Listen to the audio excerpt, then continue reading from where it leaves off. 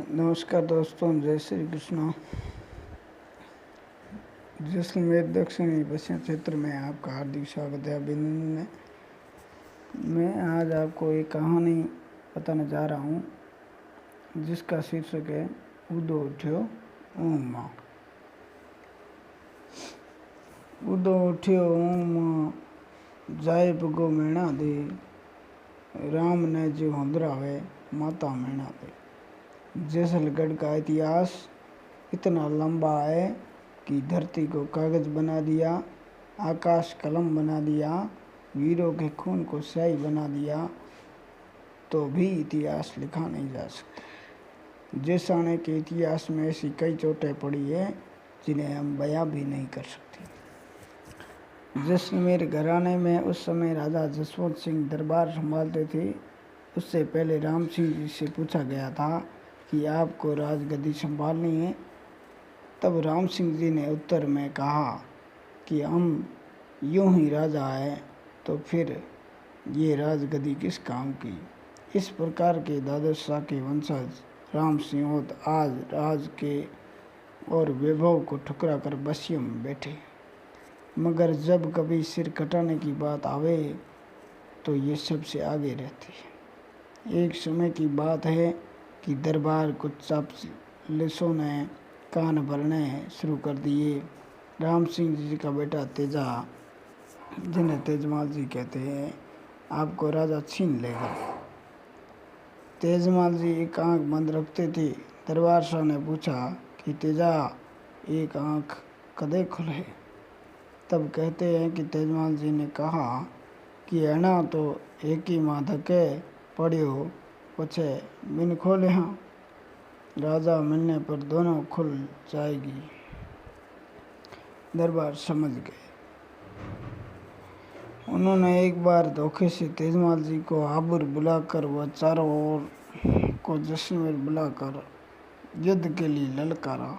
अगर राज्य चाहिए तो मुझसे युद्ध करो। उधर तेजमाल जी सेना से लड़ते रहे, सो गए। कहते हैं, रमन पधारो राम सिंह रा, तेजाया तेजल नूर, गह ऊपर गह तो जाए गह नूर।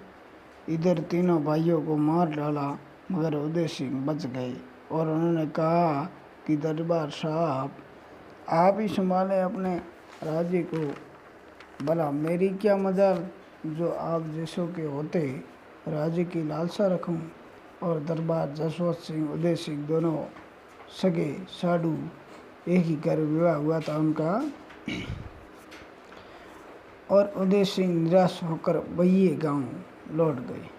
उनको अपने भाइयों की मौतें सता रही थी कि अचानक वे कोटड़े गए और उन्हें कपड़े खींचकर अपमानित किया गया कि राम सिंह नी जवाई बेटा है, बैर लेके आया है यहाँ। उदय गुस्से से लाल होकर वहाँ लौट पड़ा और सो गया। अचानक बिजली की तेज कड़कड़ाहट की तरह चमकती हुई तलवार लेकर टापों से घोड़ा निकालकर चल पड़ा, ये कहके कि वेर न लिया तो मेरा नाम उदय सिंह नहीं। और घोड़े की खे से रणभूमि खुश होने लगी। काव्य हैं कि उदो उठ्यो ऊँघ मां, जाए भगो अजबर और माधोपुर, मेणा दौरी सीना लेने, पाछो आयो फतेह कर, फतेह माथे सूर। और फतेहगढ़ पर उदय सिंह की विजय का केसरिया ध्वज लहराने लगा अथवा जीत का नगारा गूंजने लगा। बसिया वाले खुशी से झूम उठे। मैंने उन्हें इनके लिए सिर देने का वचन दिया था। उदय सिंह की वह 12 अक्षौणी भारी सेना तलवार लिए घोड़ों पर सवार होकर जैसलमेर कूच करने लगी। सुल्तान सिंह उप सेनापति सेना संबोधित किया कि जैसलमेर फतेह और दरबार का सिर काटकर माँ भवानी के चरणों में चढ़ाना है। सेना में जोश भर गया। उनके शब्दों से वे आगे बढ़ने लगे।